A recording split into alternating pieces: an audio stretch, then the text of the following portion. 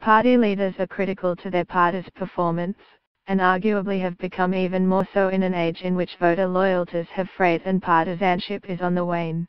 It is for these reasons that a government's electoral defeat is often the catalyst for vanquished premiers and prime ministers to stand aside from the leadership of their party and to quit the parliament.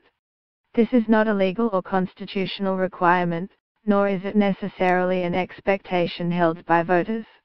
Rather, it is more akin to an informal rule that is invoked following a government's defeat so as to clear the path for the incoming leadership team. The reasons why such a practice exists was recently brought into sharp focus when the former Western Australian Premier, Colin Barnett, found himself at the centre of calls from the Liberals' new leader, Micah Ha, and some media commentators, to quit the Parliament. Barnett rejected these suggestions. Read more: Labor wins Western Australia in a landslide as One Nation fails to land a blow. The question of whether a former Premier has an obligation to resign depends in part on what one thinks the role of a political representative is, and to whom they owe their allegiance. For those who have sympathy for the partisan model of representation, former leaders should generally quit the Parliament if this is what their party asks of them.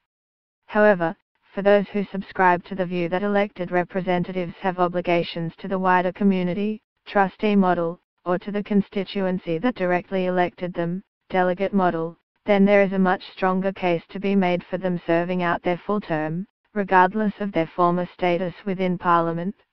The partisan model of representation would suggest that Barnett should quit the Parliament, if this is desired by his party, in order to bring renewal within their ranks or help refocus the team following defeat.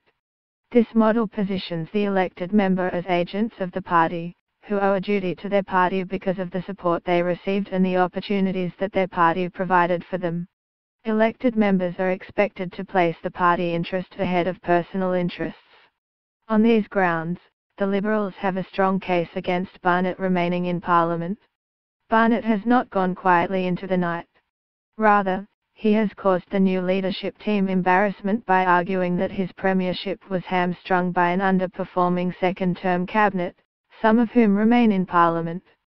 Moreover, with the Liberals reduced to 13 members in a 59-seat chamber, and Barnett holding a safe seat, his exit would allow the party to refresh their ranks at a time when they are trying to rebuild.